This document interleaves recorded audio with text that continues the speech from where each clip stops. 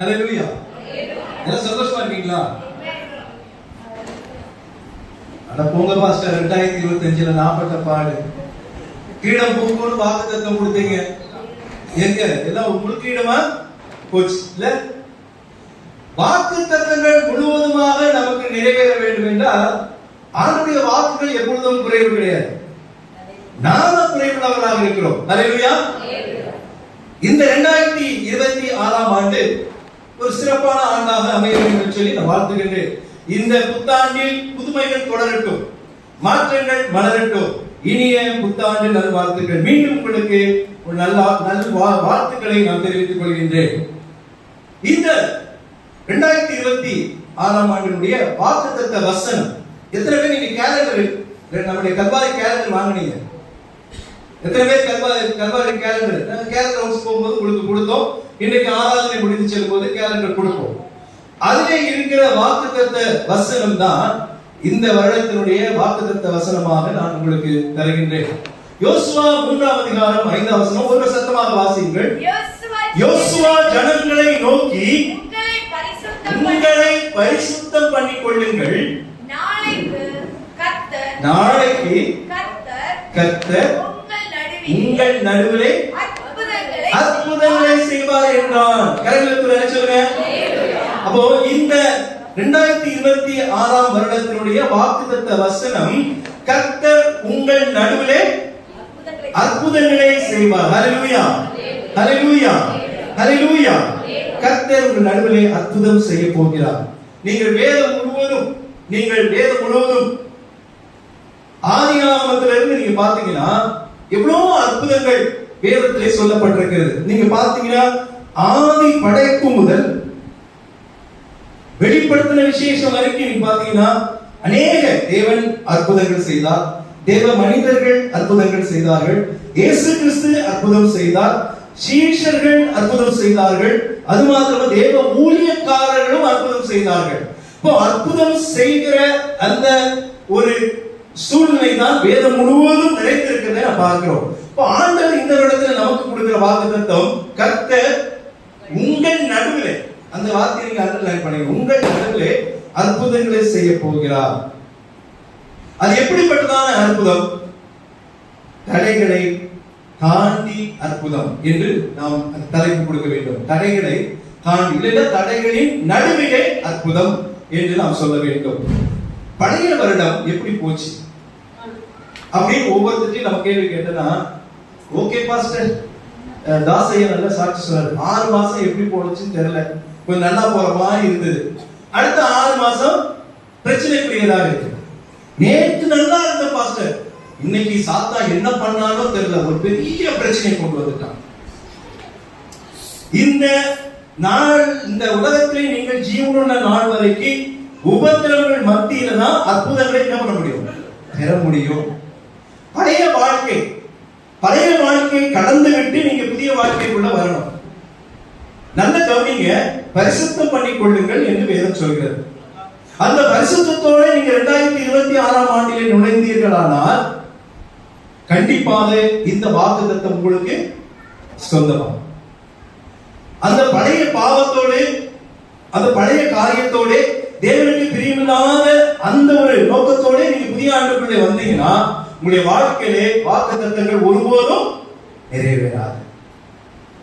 2 வருடங்களுக்கு முன்பதாக நினைக்கிறேன் இந்த கதையை நான் உங்களுக்கு சொல்லியிருக்கேன். எவ்வளவு பேருக்கு ஞாபகம் இருக்குமா தெரியாது, எனக்கு ஞாபகம் இருக்கு. ஒரு ஊர்ல ஒரு மனிதன் இருந்தான். அவன் பேர் குப்புசாமி. ஆனா அந்த ஊர்லயே அவன் பிறந்து அந்த ஊர்லயே வளர்ந்தவன். ஆனா குப்புசாமி என்று சொன்னா அந்த ஊர்ல யாருக்குமே தெரியாது. ஆனா அவனுக்கு ஒரு பட்ட பெயர் இருக்கிறது. என்ன பெயர் தெரியுமா? தொப்பிசாமி. தொப்பிசாமின்னு சொன்னா அவனை எல்லாருக்குமே தெரியும். குப்புசாமின்னு சொன்னா தெரியாது.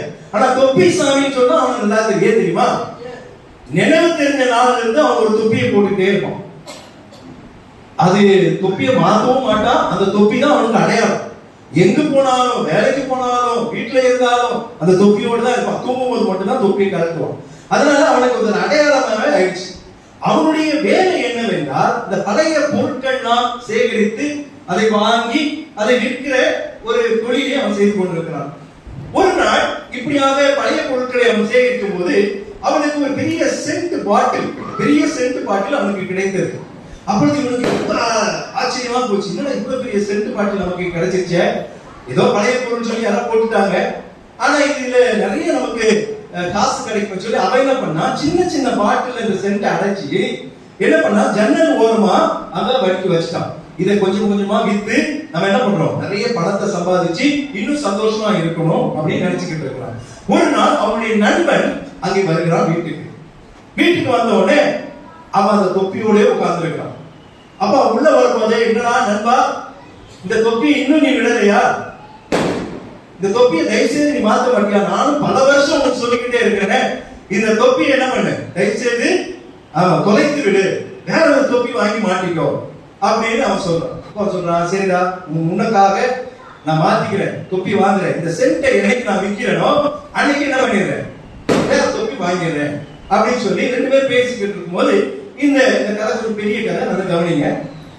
அவன் சொல்றான், நண்பன் சொல்றான், வாடா நம்ம ஸ்விம்மிங் பூல்ல போய் நீச்சல் குளத்துல போய் குளிக்க போகலாம் அப்படின்னு சொல்லி இவனை நண்பனையும் கூப்பிட்டு ரெண்டு பேர் போறாங்க. இவன் அந்த தொப்பியோட தான் போறான், அந்த தொப்பியோட தான் போவான். அங்க போறான், நீச்சல் குளத்துல ரெண்டு பேர் போறாங்க. தொப்பியை அங்க கழட்டி வைத்து விட்டு அந்த நண்பனோடு குளித்துக் கொண்டிருக்கிறான். முடித்து கரையேறி நல்லா துடைத்த பிறகு தன்னுடைய தொப்பியை எடுத்து மாட்டிக்கொண்டு வீட்டுக்கு வந்து விட்டான். நடந்தது என்னவென்றால், அந்த நாளிலே அந்த நீச்சல் குளத்திலே அந்த ஊருடைய பெரிய ஜமீன்தார் ஒருவர் வந்திருந்தார். அவருடைய தொப்பியும் கிட்டத்தட்ட இந்த குப்புசாமியுடைய தொப்பி மாதிரி இருக்கும், ஆனா விலை உயர்ந்த தொப்பி, ஏன்னா அதுல கற்கள்லாம் இருக்கும். அந்த தொப்பியை காணல்.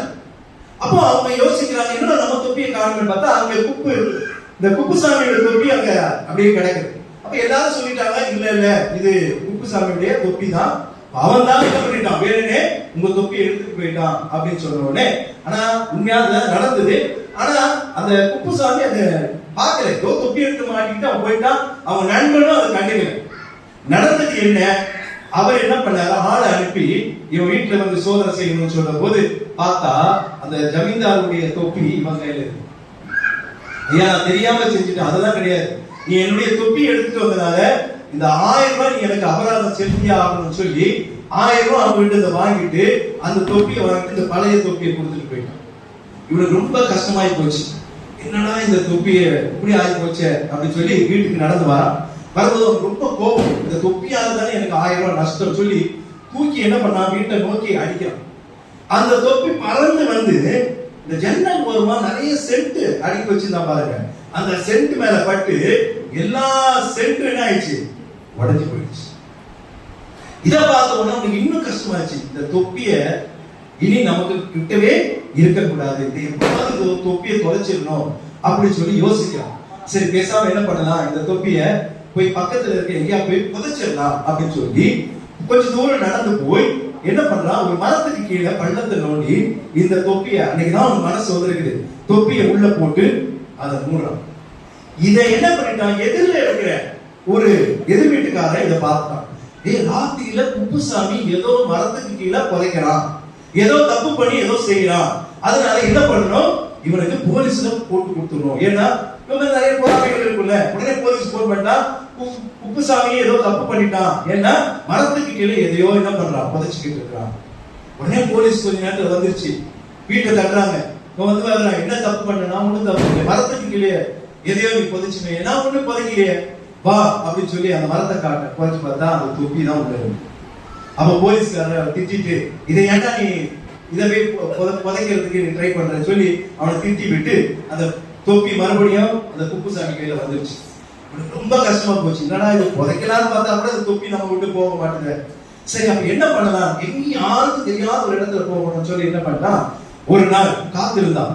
இந்த தண்ணீர் தொட்டி இருக்கு தெரியுங்களா, அந்த ஊருக்கே தண்ணீர் வர்ற தொட்டி, அதுக்கு மேல ஏறி ராத்திரியோட ராத்திரி என்ன பண்ணா, தண்ணி தொட்டிக்குள்ள அங்க உள்ள கேப்ப போட்டான், தொப்பி போட்டான், போட்டு வந்துட்டான். ரொம்ப சந்தோஷம், இந்த தொப்பியை விடாம இருந்தேன், விடணும்னு நினைச்சேன், இன்னைக்கு நான் விட்டுட்டேன், எனக்கு ஒரு பிரச்சனையும் வராது. 3 நாள் முடிஞ்சது, ஊரெல்லாம் ஒரே பிரச்சனை, எந்த வீட்டுக்கும் தண்ணி வரல. ஏன்னா கரெக்டா தண்ணி வர்ற வாழ்வுல தொப்பி என்ன ஆயிடுச்சு, மறைச்சிக்கிச்சு. அப்போ இங்க ஜனங்கள்லாம் கூடி பேசுறாங்க, பஞ்சாயத்து வந்தாச்சு, ஐயோ ஏன் தண்ணி வரல, உடனே ஆள் அனுப்பு. மேல குதிச்சு பார்த்தா தொப்பி அதுல அடைச்சிட்டு இருக்கு. ஜனங்க சும்மா விடுவாங்களா? தண்ணி இல்லாம பண்ணிட்டியாடா குப்புசாமி அப்படின்னு சொல்லி அந்த தொப்பியை எடுத்து போய் மறுபடியும் அவங்க கையில கொடுத்து, நீ 5000 ரூபாய் எங்களுக்கு அபராதம் செலுத்தணும் அப்படின்னு சொல்லி அந்த 5000 ரூபாய் வாங்கிட்டு இவனை தொப்பியை கொடுத்துட்டு போயிட்டாங்க. இவனுக்கு இன்னும் ஆத்திரமா போச்சு. என்னடா இந்த தொப்பி இவ்வளவு காலம் வச்சிருந்தோம், இந்த தொப்பியை விடணும்னு இப்ப நம்ம நினைக்கிறோம், ஆனா விட முடியல. அப்ப இதுக்கு ஒரே வழி, இது இனிமே எங்க மாத்தி வச்சாலும் எங்க பிடிச்சு வச்சாலும் ஒண்ணும் பண்ண முடியாது. பேசாம எரிச்சு என்ன பண்ணிடலாம், எரிச்சு விட்டுலாம் சொல்லிட்டு கொஞ்சம் எங்குமே வீடுகள் இல்லாத இடமா போயிட்டு என்ன பண்ணா, நல்ல தீயை கொளுத்தி தூக்கி எரிஞ்சிட்டான். எரிஞ்சிட்டு நேர வீட்டுக்கு வந்துட்டாங்க. அடுத்த நாள் காலையில கதவு தட்ட சத்தம் கேட்குது. மீண்டும் போலீஸ் வந்து நிக்குது. இவனுக்கு ஒண்ணுமே புரியல. என்னடா இது, தொப்பியை தொலைச்சாச்சு, எரிச்சு போட்டாச்சு, மறுபடியும் போலீஸ் வந்திருக்க அப்படின்னு. அப்ப அவனை அரெஸ்ட் பண்ண முடியாம வந்திருக்கான். இவனுக்கு புரியல. அப்பதான் அவர் சொல்றாரு, நேத்து தொப்பி நீ எரிச்சியா? ஆமா நேத்து எரிச்சியா. எங்க தூக்கி போட்ட? அது நான் தூக்கி வரணும் போட்டேன். நீ தூக்கி போட்டது பக்கத்துல இருக்கிற குடிசை மேல அந்த தொப்பி போய் விழுந்து அந்த ஒருத்தன் என்ன பண்ணிட்டான், இறந்து போயிட்டான்.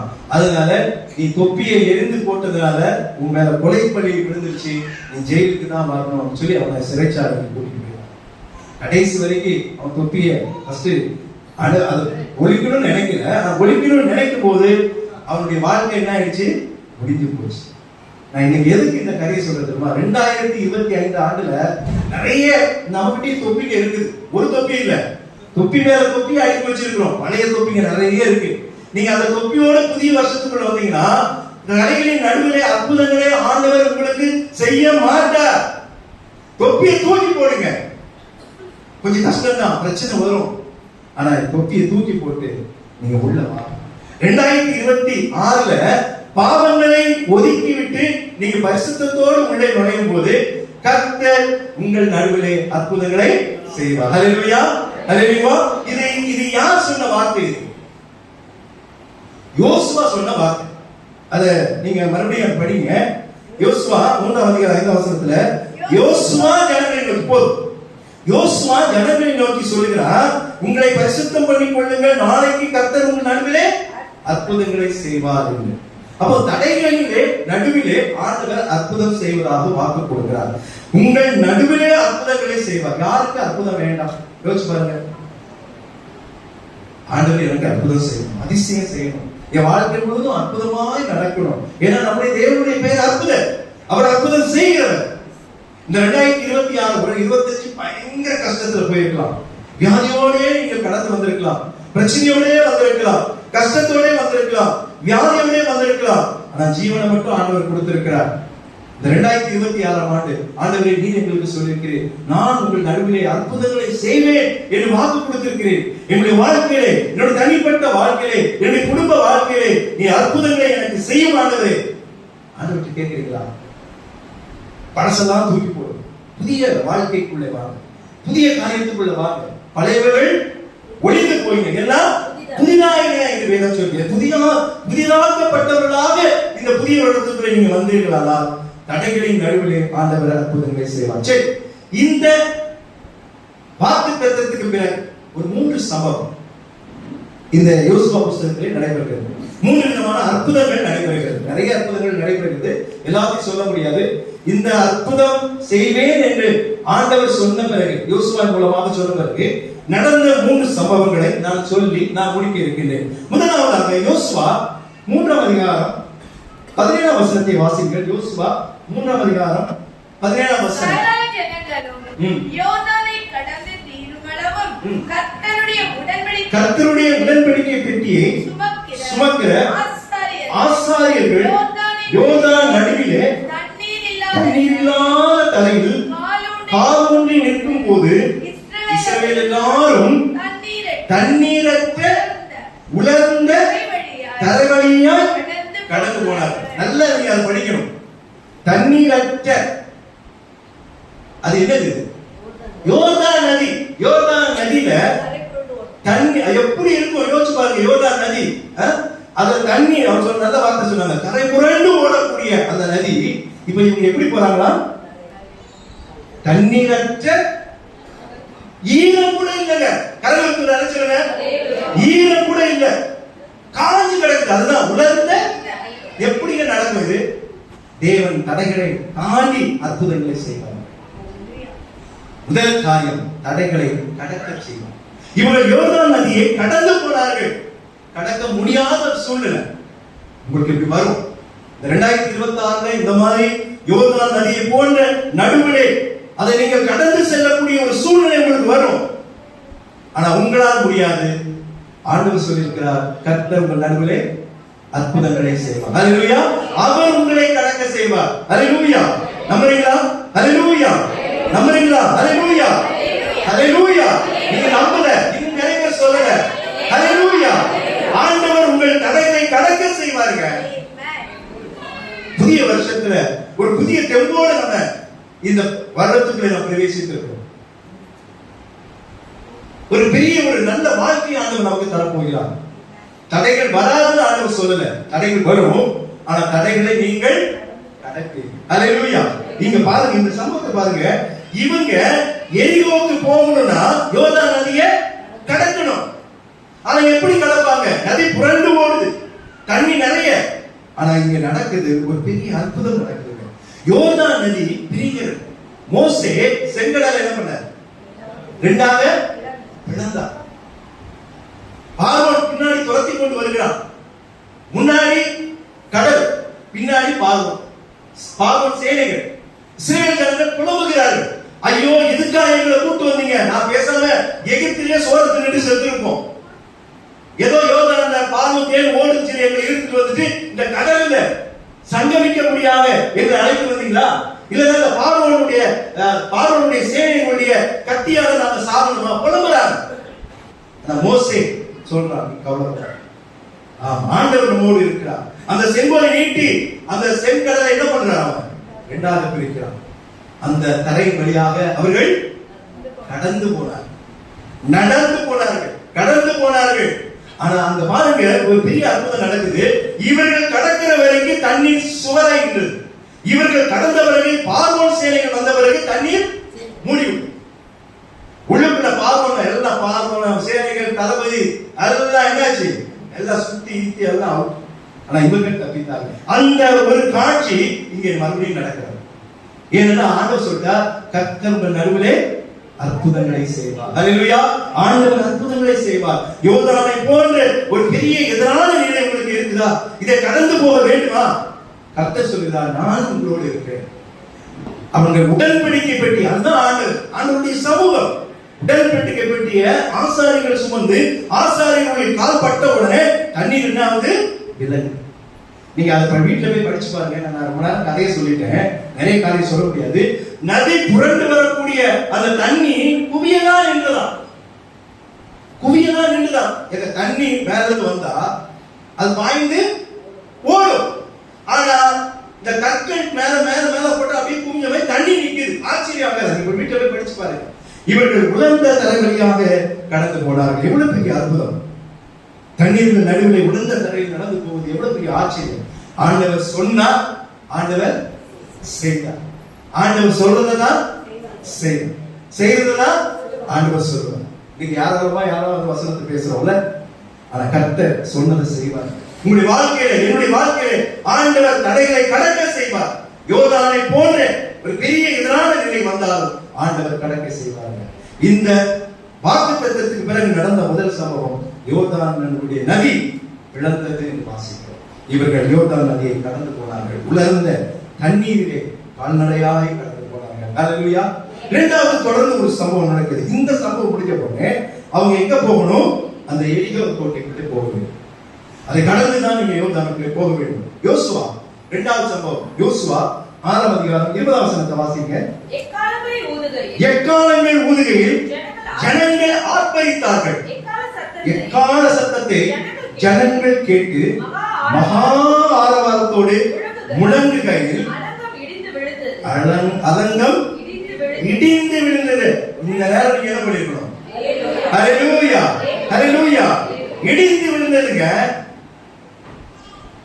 கோட்டைங்க, எரிகோ கோட்டை. இப்ப என்ன ஆயிடுச்சு? இடிந்து விழுந்தது என்று வாசிக்கிறோம். இரண்டாவது காரியம், ஆண்டவர் தடைகளை தாண்டி அற்புதம் செய்வார். என்னது? தடைகளை உடைக்க செய்வார். நம்புங்க, உடைப்பார் ஆண்டவர். யோ இப்படி எதனாவது நிற்கிற பிசாசானவன் எவனை விழுங்கலாமோ என்னை விழுங்கலாமோ வகை தேடி கொண்டு முன்னாடி வந்து நிற்கிறானே, இவனை உடைக்கணுமே. உங்களால முடியாது, உங்களால முடியாது, ஆனா ஆண்டவராலே முடியும். ஆனா ஆண்டவர் செய்வதற்கு நீங்கள் பிரயாசப்பட வேண்டும். நீங்க என்ன பண்ணாங்க? பாஸ்டர் ரொம்ப நல்லா சொன்னாங்க, முடிக்கும் போது சொன்னாங்க, நீங்க என்ன பண்ணணும்? ஆண்டவருக்கு ஸ்தோத்திரத்தை ஏறெடுக்கணும், நன்றியை ஏறெடுக்கணும். இது நன்றி செலுத்தும் நேரம். இவங்க என்ன பண்ணாங்க? யோசுவா சொல்றாரு, ஜனங்களை நோக்கி நீங்க போய் எக்காலத்தை கொண்டு போய் ஊதுங்க, கோட்டையை சுத்தி வாங்க. 6 நாள் ஒவ்வொரு முறையை சுத்தி வந்தாங்க. 6 நாள். 7வது நாள் 7 முறை சுத்தி வந்தாங்க. 7 ஆசாரியர்கள் பாத்தீங்கன்னா 7 எக்காலங்கள், 7 ஆசாரியர்கள், இவங்களெல்லாம் கூட்டிக்கிட்டு அவங்க ஒரு முறையா எல்லாமே நடந்து போனாங்க.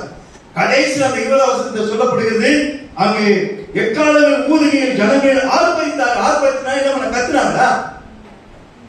என்ன பண்ணாங்க? தேவனுக்கு ஸ்தோத்திரம் சொன்னாங்க, நன்றியாளர். அது நடக்கல, யாரையும் நடக்கல. ஆனாலும் நன்றி சொல்றாங்க, ஊதுறாங்க, எக்காலத்தை ஊதுறாங்க, வெற்றி கிடைக்குது நம்பிக்கையோடு இருக்கிறாங்க, காத்திருக்கிறாங்க. தடைகளை ஆண்டவர் உடைக்க செய்வார்களுடைய உறுதி இந்த இஸ்ரவேல் ஜனங்களுக்கு வந்தது, யோசுவாவின் மூலமா வந்தது. யோசுவா சொல்லிட்டார், நீங்க போங்க, ஆண்டவர் சொல்லிட்டார், நீ போ, நான் செய்கிறேன், நான் அற்புதங்களுக்காக செய்வேன், இப்போ என்ன நடக்குது பாருங்க. 20வது வசனத்துல அலங்கம் இடித்து விழுந்தது. உடனே ஜனங்கள் அவரவர் தங்கள் நேராக பட்டணத்தை பிடித்தார்கள். அவ்வளவு ஈஸியா பிடிக்கிற பட்டணம் இல்லைங்க அது. அவன் ஆண்டவர் பிடிக்க வைத்தார், அதற்கு காரணம் தடைகளை உடைக்க வைத்தார். ஹல்லேலூயா, ஹல்லேலூயா. ஆமா, ஆண்டவர் தடைகளை உடைப்பார். அவன் நீங்க நம்புங்க, நம்பி போங்க. இந்த புதிய வருஷத்துக்குள்ள அடுத்த 2026 டிசம்பர்ல நீங்க சொல்லணும், 2025 எனக்கு கொஞ்சம் கஷ்டமா போச்சு பாஸ்டர், ஆனா 2026 ஆண்டவரின் தடைகளுக்கு நடுவில் அற்புதத்தை செய்தார். ஹல்லேலூயா. தடைகள் வராதுன்னு நான் சொல்ல, நிறைய தடைகள் வந்தது. 25 விட 26 அதிக தடைகள் வந்தது. ஆனாலும் கர்த்தர் என்ன செய்தார்? தடைகளை கடக்க செய்தார், தடைகளை உடைக்க செய்தார் என்று வாசிக்கிறோம். எவ்வளவு பெரிய அதிர்ச்சி, எவ்வளவு பெரிய ஆச்சரியம், ஜனங்களுக்கு ஆச்சரியம். நீங்க ஒரு பெரிய அந்த காலத்துல எதை வச்சு தகர்த்தாலும் அந்த கோட்டையை உடைக்க முடியாதுங்க. ஒண்ணு இல்ல, அந்த சத்தம் போய் உடைக்குதுங்க. இவங்க அந்த ஊதி அந்த சத்தம் போய் செவரெல்லாம் என்ன பண்ணுது? உடைக்குது. ஆண்டவருக்கு என்னைக்காவது நம்ம நன்றி நல்லா சத்தமா சொல்லியிருக்கோமா? வீட்டுல சொல்லியிருக்கோமா? ஜெபத்துல சொல்லியிருக்கிறோமா? மனதுக்குள்ள சொல்லியிருக்கிறோமா? நன்றி ஏற்றவர்களாக இருக்கக்கூடாதுங்க. பாசமா ஒரு உதாரணம் சொன்னாங்க, 10 குஷ்டரோகில 9 பேர் திரும்பி போயிட்டான், ஒருத்த மட்டும் வந்தான். ஆண்டவர் விசிறப்பட்டார், நீ மட்டும் வந்திருக்க, எங்கே 9 பேர் எங்கே? ஆண்டவர் எதிர்பார்க்கிறார். ஏன்னா நம்முடைய தேவன் துதிகள் மத்தியில் வாசம் பண்ணுகிறார். நீங்கள் அவருக்கு துதிகளை கொடுக்கணும். அந்த துதிகளை கொடுக்கும் போது ஆண்டவர் தடைகளை உடைக்க செய்வார். அப்போ கர்த்தர் நடுவிலே அற்புதம் செய்வார். தடைகளை தாண்டி ஆண்டவர் தடைகளின் நடுவிலே ஆண்டவர் அற்புதம் செய்வார். தடைகளை கடக்க செய்வார், தடைகளை உடைக்க செய்வார். 3வது ஒரே ஒரு காரியத்தை சொல்லி முடிக்கிறேன். யோசுவா 10ஆம் அதிகாரம் 12ஆம் வசனத்தை வாசிங்க. யோசுவா 10ஆம் அதிகாரம் 12ஆம் வசனம். கர்த்தர் எமோரியரை இஸ்ரவேல் புத்திரருக்கு முன்பாக ஒப்புக் கொடுக்கிற அந்நாளிலே யோசுவா கர்த்தரை அந்நாளிலே யோசுவா கர்த்தரை நோக்கி பேசி பின்பு இஸ்ரவேலின் கண்களுக்கு முன்பாக நல்ல கவனிங்க, என்னது? சூரியனே நீ கிபியோன் மேலும் சந்திரனே ஆயலோன் பள்ளத்தாக்கின் மேலும் தரித்து நில்லுங்கள். சூரியன் சந்திரன் இருக்கிற வேற ஆள் நினைச்சீங்களா? ஏதோ ஆள சொல்ற மாதிரி சூரியனையும் சந்திரனையும் அப்படியே நிக்க சொல்ற யாரு? யோசுவா நிக்க சொல்ற. நடக்குமாங்க? இது நடக்குமா? யோசுவாவுக்கு நடக்குது. இங்க இந்த சம்பவத்தை நீங்க கொஞ்சம் பார்க்கணும். நிறைய ராஜாக்கள் ஒன்று சேர்த்துட்டாங்க. எமோரியர்கள், நீங்க 3ஆம் வசனத்துல எருசலேம் ராஜாவாகிய அதானி செய்தார், எபிரோனி ராஜாவாகிய ஓகாமும், அப்புறம் எர்மூத்தின் ராஜாவாகிய பீராமும், அப்புறம் லாகீசின் ராஜாவாகிய எப்பியாவுக்கும், அப்புறம் எப்ரோனின் ராஜாவாகிய கெபீருக்கும். இந்த பேரெல்லாம் விட்டுருங்க, பேரெல்லாம் குழப்பமாயிடும், தப்பு தப்பா சொல்லுவோம், அதெல்லாம் விட்டுருங்க. ஆனா நிறைய ராஜாக்கள் கூடி வந்துட்டாங்க. அப்போ இவங்களுக்கு உதவி செய்ய முடியாம யோசுவாவை ஆண்டவர் அனுப்புறார். அந்த 5 பேருக்குல இவர்கள் எதை பிடிக்கலாம் என்று வருகிறார்களோ அவளுக்கு உதவி செய்யும்படியாக யோசுவா வருகிறார். அப்ப அங்க ஒரு பெரிய யுத்தம் நடக்க போகுது. அது 10ஆம் வசனத்துல கர்த்தரோ அவர்களை இஸ்ரவேலுக்கு முன்பாக கலங்க பண்ணினார். ஆண்டவர் தடைகளை தாண்ட செய்வார்கள். கடக்க செய்கிறவர் அவர், உடைக்க செய்கிறவர் அவர், தாண்ட செய்கிறவர் அவர். அல்லேலூயா. நீங்க எதிரிகளை தாண்டி போகணும். எதிரிகள் வருவார்கள், எதிரிகளை தாண்டி போகணும். தடைகள் வரும், அதை தாண்டி போகணும். இப்போ ஒரு பெரிய தடை வருகிறது, எல்லாம் சேர்ந்து வராங்க, என்ன பண்ண முடியும்? அப்போ பெரிய வெற்றி கிடைக்க வேண்டுமா? ஏதோ அதிசயம் நடக்கணும், ஏதோ ஒரு அற்புதம் நடக்கணும். அப்பதான் அந்த வார்த்தை நிறைவேறும். ஆண்டவர் யோசுவாவுக்கு சொல்லிட்டார், நான் உங்கள் நடுவிலே அற்புதங்களை செய்வேன், நீ ஜனங்களுக்கு சொல்லு. இப்ப ஜனங்களை நோக்கி சொல்றா, கர்த்தர் உங்கள் நடுவிலே அற்புதங்களை செய்வார். இங்க என்ன நடக்குது? சூரியன் நிக்குதுங்க. அல்லேலூயா. சூரியனை நிக்க வச்சார், சந்திரனை நிக்க வச்சார். அதனால சொல்லுகிறது என்ன? சூரியனே நீ கிபியோன் மேலும், சந்திரனே நீ ஆயோன் பள்ளத்தாக்கு மேலும் தரித்து நில்லுங்கள் என்றார். என்ன நடந்தது? 11ஆம் வசனத்துல, அப்பொழுது ஜனங்கள் தங்கள் சத்துருக்களுக்கு நீதியை சரி கட்டு மட்டும் சூரியன் தரித்ததுன்னா என்னது? நின்னுச்சு. நான் சொல்லுங்க, வேதம் சொல்லுது. இன்னைக்கு நான் பார்த்து சூரியனே நீ நில் அப்படின்னா, சூழ்நிலை தேவைப்பட்ட ஆண்டவர் சூரியனை நிக்க வைப்பார். அல்லேலூயா. அல்லேலூயா. ஆண்டவரால முடியும், இப்பவும் முடியும். உன்னால முடியும், என்னால முடியும். ஆண்டவர் செய்வார். நான் செய்யலங்க, யோசுவா செய்யலங்க. யார் செஞ்சது? யாரு? கர்த்தர் செய்வார். கர்த்தர் உங்கள் நடுவிலே அற்புதங்களை செய்வார். இந்த வருட வாக்குத்தத்தத்தை பிடிச்சுக்கீங்க. ஆண்டவரே நீ அற்புதங்களை செய்வேன் என்று வாக்கு கொடுத்திருக்கிறேன். கடந்து போக உதவி செய்யும், உடைத்து போக உதவி செய்யும். நான் உடைத்து போகல, தடைகள் உடைத்து போக உதவி செய்யும். எல்லாருக்கும் மேலாக ஆண்டவர் உதவி செய்யும். தடைகள் வரும், ஆண்டவர் வருகிறது. ஏன்னா நீ உபத்திரவம் உண்டு தான் சொல்லியிருக்கு. ஆண்டவர் இல்லைன்னா வாக்கு கொடுத்திருப்பாரு, உங்களுக்கு என்ன ஏத்துக்கிட்டீங்களா, என்கிட்ட வந்தீங்களா, உங்களுக்கு உபத்திரமே வராது, நீங்க ஜாலியா இருப்பீங்க. ஆண்டவரை நாம் ஏற்றுக்கொண்ட பிறகு நம்முடைய வாழ்வு முழுவதும் பஞ்சுபத்தி அல்ல, முள்படுக்கை. நீ புரிந்து கொள்ளுங்க, அவ்வளவு ஈஸி கிடையாது, கஷ்டம். ஆனா அந்த கஷ்டங்கள் மத்தியில தான் ஆண்டவர் உங்கள் நடுவிலே அற்புதங்களை செய்வார். இங்க நடந்தது ஒரு பெரிய வெற்றி. 14ஆம் வசனத்துல அந்த வேதம் இந்த வார்த்தையை வேற எங்கேயும் பைபிள்ல நீங்க பார்க்க முடியாது. என்ன சொல்லுகிறது? இப்படி கர்த்தர் ஒரு மனிதனுடைய சொல் கேட்ட அந்நாளை ஒத்த நாள் அதற்கு முன்னும் இல்லை, அதற்கு பின்னும் இல்லை. கர்த்தர் யாருக்காக யுத்தம் பண்ணினார்? இஸ்ரவேலுக்காக யுத்தம் பண்ணினார். அல்லேலூயா. நீங்கள் நான் யாரு? இஸ்ரவேலர்க. ஆண்டவர் நமக்காக யுத்தம் பண்ணுவார். நீங்க தடைகள் வந்துச்சு, நீங்க பயப்படுறீங்க, ஓகே, பயம் இருக்கட்டும். ஆனா நீங்க ஆண்டவரோடு இருந்தீங்கன்னா ஆண்டவர் உங்கள் நடுவில் அற்புதங்களை செய்வார். ஏன்னா யோசுவாவுக்காக யுத்தம் செய்யல ஆண்டவர், ஒரு மனிதனுக்காக யுத்தம் செய்யல, ஒரு மனிதனை பயன்படுத்தினார். ஆனா யாருக்காக யுத்தம் பண்ணினார்? இஸ்ரவேல் ஜனங்களுக்காக யுத்தம் பண்ணினார், நமக்காக யுத்தம் பண்ணினார், உனக்காக யுத்தம் பண்ணினார், எனக்காக யுத்தம் பண்ணினார். நம்புறீங்களா? 2026ஆம் ஆண்டு எனக்கு ஒரு விசேஷித்த ஆண்டாக எத்தனை பேர் நம்புறீங்க? ஒரு சில இன்னும் கையை தூக்காம இருக்கு. 2025ஆம் ஆண்டு நான் சொல்லிட்டேங்க, நான் அப்படிதான் சொல்லி ஆவேன். இல்ல 2026 உங்களுக்கு இன்னும் கஷ்டத்துக்கு மேல கஷ்டம் வரும், சாபத்துக்கு மேல சாபம் நான் சொல்லுவேன், சொல்ல மாட்டேன். நீங்க நல்லா இருப்பீர்கள் அப்படின்னு சொல்லுவேன். ஆனா அந்த வாக்குகள் எல்லாம் உண்மை. இப்பதான் நான் பாயிண்ட் வரேன். என்னடா பாஸ்ட் முடிச்சுவாரு பார்த்தா பாயிண்ட் வரல. இல்ல முடிச்சிடலாம், அவ்வளவுதான், ஒரே நிமிஷம் தான். அற்புதங்கள் நடக்கும், ஆண்டவர் சொல்லிட்டார். எப்பொழுது? அந்த வசனத்தை நீங்க வாசிங்களா? வாக்குத்தத்த வசனத்தை வாசிங்க. யோசுவா ஜனங்களை நோக்கி, வாசிங்க. யோசுவா ஜனங்களை நோக்கி, உங்களை பரிசுத்தம் பண்ணிக் கொள்ளுங்கள். எப்பொழுது அற்புதம் நடக்கும்? நான் கேட்டது நாளைக்கு. அப்ப இன்னைக்கு நடக்காதா? வேதம் நல்ல கவனிங்க அந்த வார்த்தையை. நாளைக்கு தான் கர்த்தர் உங்களை உங்களுக்கு நடுவிலே ஏன் ஆண்டவர் சொல்லிக்கணும்? இன்னைக்கு என்ன சொல்லிக்கணும்? இன்றைக்கே கர்த்தர் உங்கள் நடுவிலே சொல்லல. ஏன்னா இன்னைக்கு நீங்க செய்ய வேண்டிய காரியம் இருக்கு, நாளைக்கு ஆண்டவர் செய்யலாம். அப்ப இன்னைக்கு நீங்க செய்ய வேண்டிய காரியம் என்னது? அவ்வளவுதான், இத வந்துருச்சு. நீங்க உங்களை பரிசுத்த, அது இன்னைக்கு நாம செய்யக்கூடிய வேலை. நாளைக்கு என்ன நடக்கும்? கர்த்தர் அற்புதங்களை செய்வார். கதை பத்தி எல்லாரும் என்ன சொல்லுங்க? அவங்களுடைய வாழ்க்கையில அற்புதங்கள் நடக்கணும்னா இன்றைக்கு நீங்க பரிசுத்தமா மாறணும். நீங்க பரிசுத்தமாய் மாறினீங்கன்னா நாளைக்கு அற்புதம் நடக்கும். இன்னைக்கு மாறிடுங்க. இந்த 2026 டிசம்பர் 31 வரைக்கும் தடைகளை கடக்க செய்வார், தடைகளை உடைக்க செய்வார், தடைகளை தாண்ட செய்வார். ஹல்லேலூயா. ஹalleluya. கர்த்தர் உங்கள் நடுவிலே பெரிய அற்புதங்களை செய்வார். ஹalleluya.